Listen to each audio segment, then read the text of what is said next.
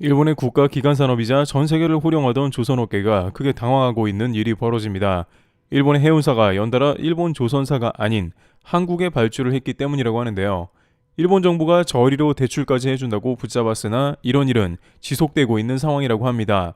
그런데 최근에 특히 일본 회사들조차 한국으로 마음을 돌릴 일이 미국에서 생겼다고 합니다. 일본 당국은 한국의 그 잘못을 전가려 했으나 크게 일이 잘못되었다는 소식이 들려옵니다. 두 가지의 사례를 다시 모아보겠습니다. 첫 번째, 미국 해안에서 좌초된 한국배 멀쩡하다. 우선 2019년 9월경에 현대차를 4,000에서 6,000대가량 실은 골든 레이오가 미국 동부 해안에서 전복이 된 것인데요. 당시 좌초 이후 선원들은 48시간 만에 전원 구조되면서 기적과 같은 구조가 되는 모습도 포착되었습니다. 그러면서 이 사건은 48시간 동안 생방송으로 미국 전역에 보도가 되면서 큰 사건으로 번져나간 것입니다. 그런데 이 사고 이후 이제 보험사를 비롯해 미국 교통부는 해당 사고의 원인에 대해서 규명 작업을 벌여왔던 것이죠. 사고의 원인이 무엇이냐에 따라서 책임 규명의 대상이 달라지는데 해당 지역 조지아에서 특이한 말이 나왔기 때문입니다. 이 선박이 전복이 된 원인은 선박의 잘못이 아니라 일본 선박의 방해 때문이라는 의견이 나왔습니다. 차량 운반선은 매우 크기 때문에 해안선에 놀러온 사람들은 이 장면을 생생하게 볼 수 있었던 것입니다. 조지아의 현지 언론에서는 이러한 목격자 및 현지 관계자들의 말을 인용해 배가 크게 휘청였다고 말하며 비정상적으로 배가 커브를 틀었다고 말하는 등 뭔가 부자연스러운 면이 많았다고 상기하고 있습니다. 그런데 실제 알고 보니 현대의 골든 레이오호가 조지아 해안선으로 접근할 때 일본 배가 달려든 것이었습니다. 한국 배 속도는 12노트였으나 일본 배는 훨씬 빠른 속도로 한국 배 쪽으로 항해한 것이 확인되었으며 한국 배는 이러한 일본 배의 위협을 느낀 나머지 급 선회를 했다는 주장이 미국 언론에서 제기된 것입니다. 이러다 보니 가장 당황한 것은 일본이었으며 반대로 한국에서는 일본 탓이라고 몰아가는 장면이 나왔죠. 또한 일본 배가 전복의 원인을 제공했을 경우에 보험사는 일본의 구상권을 청구한다는 의견도 나오는 등 골든 레이오는 일대 혼란을 빚는 모습이 나오면서 조사 결과를 기다리는 국면으로 갔던 것입니다. 그런데 1년이 지난 2020년 9월경에 중간 조사 결과가 나왔는데 이때는 일본 이야기는 쏙 들어갔습니다. 당시 미 해안경비대 해양안전센터 등에서 열린 공청회에서는 선박 무게중심 이상이라는 의견이 나왔습니다. AP통신에 따르면 골든 레이오가 무게중심이 너무 위쪽에 가 있어 불안정에 전복이 되었다는 주장이 나왔고 결국 이런 상태는 골든 레이오가 전복되기 쉬운 환경을 만들었다고 증언하는 장면도 나온 것입니다. 물론 이것은 중간 발표였지만 대부분의 선박사고 원인이 1년이면 거의 대략적으로 규명되기 때문에 일본에서는 이러한 발표가 나가자 역시 한국배다 라면서 일본 잘못은 아닐 수밖에 없다고 환호했습니다. 한국배의 무게중심 이상이며 애초에 설계든 뭐든 일본과는 관련 없는 일이라고 반응한 것입니다. 실제 미국 관계자들도 일본배가 빠르게 다가오긴 했지만 직접적 원인은 아닌 듯하다고 선을 그었습니다. 일본에서 특히 이것에 환호한 것은 다름 아닌 한국배도 일본배와 다를 게 없다는 점에서였습니다. 사실 지금까지 일본은 해상에서 수많은 배들이 두동강 나서 침몰되어 스타일을 많이 구겼습니다. 거의 매년 사고가 일어났다 하면 유독 일본배 아니면 중국배였기 때문에 일본은 자존심에 큰 상처를 입었죠. 특히 선주들 입에서는 중국이나 일본이나 거기서 거기고 한국배가 최고라는 말이 나올 때마다 일본은 안 그래도 한국의 조선업을 빼앗겼는데 중국과 동급이라는 소리를 들을 지경이라고 했습니다. 게다가 중국 매체에서는 그래도 우리 배는 고장나서 자주 멈추기는 하지만 일본처럼 두동강은 안 난다면서 과연 일본 배에는 제대로 된 금속이 포함되는지 아니면 불순물이 섞인 철로 만드는지 궁금하다고 전했습니다. 실제 일본 배에서는 일본 제철에서 납품한 금속을 사용하고 이것이 문제가 된 것 같다는 의견도 파다했습니다. 이러한 상황에 한국 배의 하중 분배 설계 문제로 인해 배가 좌초되었다는 중간 보고에 일본은 기뻐한 것입니다. AP통신은 이 조사는 거의 확정적이긴 하지만 조사관들이 1년을 더 조사해야 마무리될 걸로 보도했습니다. 그런데 실제 1년 뒤 발표된 조사에서는 좀 더 보완된 결과가 나오면서 사고 원인 조사가 마무리되었는데요. 앞서 다뤘던 배의 하중 이상이라는 문제는 맞지만 이것이 배 설계 문제가 아닌 운영사의 실수로 밝혀진 것입니다. 해당 선박은 현대 글로비스의 자회사가 운영하는 배로 애초에 평형수를 제대로 못 맞췄다는 것입니다. 평형수는 선박에 있어서 중요한 요소로 배가 좌초되지 않도록 적절하게 바닷물을 적재하는 것인데요. 이것을 한국 측에서 애초에 계산을 잘못했으며 선박에 1,500톤의 평형수를 싣지 않은 것으로 밝혀진 것입니다. 오랜 조사 기간에 비해서 너무나 허무하게 한국 회사의 단순 실수였다는 것이 결과로 밝혀진 것입니다. 그런데 뜻밖의 이러한 결과가 나오면서 상황이 180도 바뀌는 장면이 등장하게 되는데요. 한국의 현대 글로비스는 잭팟이 터졌고 글로벌 운송사로서 큰 신뢰를 얻게 되는 양상이 펼쳐진 것입니다. 이것이 어떻게 된 상황이냐면 우선 일본에서는 최종 결과가 발표되자 역시나 기뻐하는 모습이었습니다. 물론 배가 설계가 잘못되어 배 자체가 전복이 된 것이 일본으로서는 가장 바라는 시나리오였겠습니다만 미국 교통당국은 현대 미포조선이 건조한 골든레이오 설계에는 전혀 문제가 없다고 못을 박았습니다. 이 배는 2017년에 건조된 최신 선박이었기 때문에 내심 일본에서는 선박 문제이기를 바랐던 것이죠. 그래도 일본은 어쨌든간 한국 출신의 배가 문제를 일으켰고 게다가 말도 안 되는 평형수 계산 실수로 인해서 한국이 대형 사고를 쳤다고 했고 일본 누리꾼들은 한국은 안전 불감증의 나라이다, 한국 여행 위험하다 등 한국에 대해서 종합적인 비판을 가하면서 기존에 일본이 당했던 조선업계의 서름을 갚는 모습입니다. 그런데 이것을 부정적으로 본 것은 일본밖에 없었는지 글로벌 선박업계에서는 정반대의 일이 일어났는데요. 바로 폭스바겐사가 현대의 글로비스의 유럽 물량 전체 자동차 운송을 맡겨버린 결정을 한 것입니다. 골든레이오가 차량 운송 선박이었고 좌초되었다는 점을 감안하면 정반대의 결정이 난 것이죠. 일본에서는 이에 대해 폭스바겐이 미국에서 대형 좌초 사고를 일으킨 현대 글로비스의 일을 맡겼다며 유럽에서는 또다시 사고가 날 수 있다는 우려를 하고 폭스바겐의 결정에 대해서 황당하다는 의견을 냈는데요.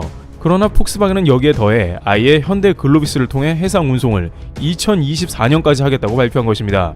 이는 현대 글로비스 그룹 역사상 최대의 계약이며 운송업계에서는 매우 이례적이라고도 이야기됩니다. 그런데 이렇게 폭스바겐이 한국을 전적으로 밀어준 계기에 대해서 다양한 의견이 나오고 있는데요. 우선 첫 번째 이유는 현대 미포가 건조한 골든레이오가 오히려 내구성이 증명되었다는 점이 있습니다.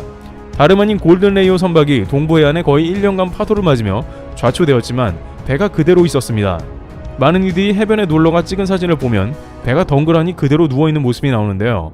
일본 선박들은 대부분 두동강이 났고 원유가 유출되어 모리셔스 해변을 심각하게 오염시키기도 했습니다. 하지만 골든레이오는 오염이 거의 일어나지 않은 데다가 선박은 1년 동안 외부 손상이 보이지 않았습니다. 반면 최근 포르투갈 인근에서 발생한 똑같은 일본의 자동차 운반선에서는 화재가 일어난 모습입니다. 일본에서는 한국산 배터리 문제라고 지적하고 있으나 일본 선박 문제도 충분히 제기되는 상황입니다. 배가 과도하게 흔들려 차량이 충격을 받아 화재로 번질 가능성이 적지 않기 때문입니다. 일각에서는 폭스바겐이 괜히 5년간 현대 글로비스의 일감을 몰아준 게 아니라는 의견이 나오기도 했습니다. 현재와 같이 반도체 부족으로 인한 차량 공급에 지연이 있을 때에는 고객과의 약속이 가장 중요하므로 믿을만한 한국 선박을 사용하는 한국의 운송사에 일을 맡기는 것이 가장 중요하다는 의견인 것입니다. 한편 현대글로비스는 이러한 글로벌 회사들이 자신을 신뢰하자 운송 선단을 더 증가시키고 있는 모습입니다. PCTC라는 자동차 운반선을 작년까지 100여 척 가깝게 증가시켜 선단을 꾸리고 있는 상황이며 현대미포조선, 현대중공업 등 현대 계열사 등의 관련 발주를 부지런히 진행하는 모습이라는 것입니다. 또한 현대글로비스는 일본 차량 선박 화재에서 보았듯 이러한 것에 애초에 대비하는 모습도 보이는데요. 전세계 자동차 운반선 시장에서 업계 최초로 전기차 맞춤형 운송 솔루션을 구축해 탑재한 것입니다. 차량을 따로 관리하고 배터리 등 위험물질의 분리 등 맞춤형 솔루션으로 선주를 안심시킨다는 것입니다. 일본에서는 지속적으로 LG 배터리가 문제라고 제기하지만 업계에선 그럼 왜 일본 배에서만 불났냐라며 일본 배가 심하게 요동치거나 내구성 문제도 있고 또한 전기차 시대에 9세대의 화물선으로 옮긴 문제도 있다며 현대글로비스는 애초에 이런 점을 보완하고 선적과 하역 등 최고의 서비스로 선주에게 보답하겠다는 것이죠. 그러다 보니 일론 머스크의 테슬라도 전기차 해상 운송의 중요성을 실감했는지 현대글로비스와 계약을 맺었습니다. 괜히 테슬라도 비싼 차 생산해 놓고 일본 배나 중국 배 탔다가 바다 위에서 유명을 달리할 수 있기 때문인 것입니다. 두 번째, 일본 컨테이너사의 중대한 결심. 한국은 한때 일본과 중국의 위협에 시달렸지만 묵묵히 기술을 갈고 닦아 최고의 자리에 올라선 상태였는데 카타르의 100여 척이 넘는 건조슬롯 계약을 그야말로 한국의 선사들이 줄줄이 체결하는 모습인 것입니다. 하지만 이런 친환경 선박과 더불어 한국의 중간급 조선소 역시 틈새 공략으로 수주를 이어가고 있습니다. HJ중공업은 LNG 추진 컨테이너 선박 2척을 수주해 약 2,500억 원의 실적을 올리는 모습입니다. 이처럼 한국 조선업의 LNG 선박과 LNG 연료 추진선에 잇따른 잭팟이 터지자 주변국은 그저 부럽다는 반응인데 문제는 일본에서 이러한 상황 가운데 논란이 되는 움직임을 포착하면서 주목을 끌고 있는 것입니다. 일본은 사실상 초대형 LNG 선박을 제작할 만한 도크도 없어 한국의 성공을 보며 발만 동동 구르고 있는데 한때 전세계 조선업 1위를 호령하던 기세는 없고 이제 한국을 쫓기 위해 중국과 합작하며 절치부심 중인데요. 중국 최대 민영 조선사 양쯔장 조선과 일본의 미쓰이는 멤브레인 탱크 기술을 확보하려고 애쓰고 있습니다. 또한 가와사키 중공업과 중국 해운사 코스코 등도 기술 합작을 통해 LNG 선박 제작을 서두르고 있습니다.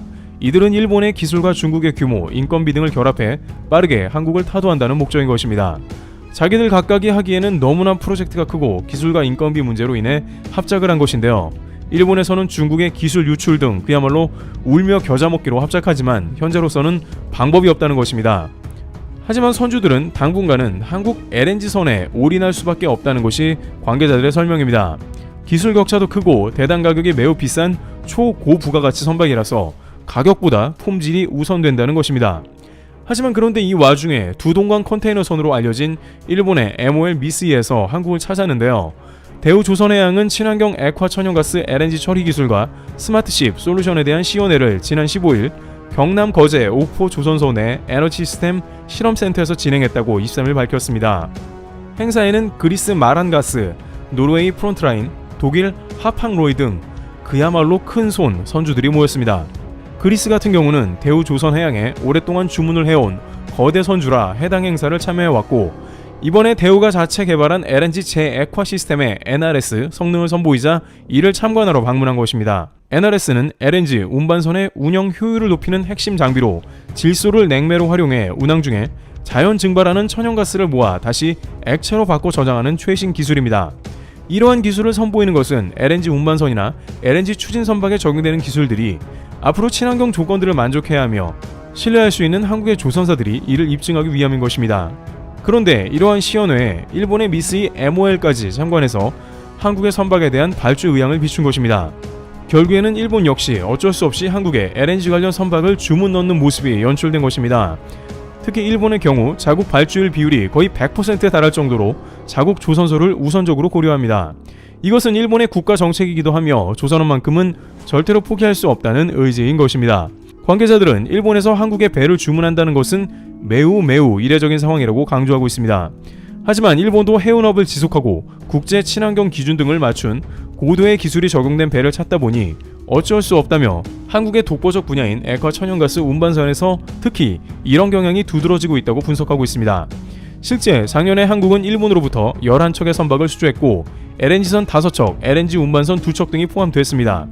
관계자들은 조선업은 기간산업이기 때문에 특히나 경쟁국에 주문하는 경우가 절대 없다는 것을 알아야 한다며 일본과 중국이 어떻게든 한국을 잡아보려고 현재 몸부림을 치기에 한국도 주의해야 하는 상황이지만 아직은 워낙 격차가 크기에 이번 국제 글로벌 위기로 한국이 확실한 1위 굳히기에 들어가야 한다고 강조합니다. 앞으로 조선업 1위를 굳히기 위해서 인재 발굴, 채용과 관련 산업 발전을 위한 기술 개발에 더 힘써야 할 것입니다. 트래블TV였습니다. 감사합니다.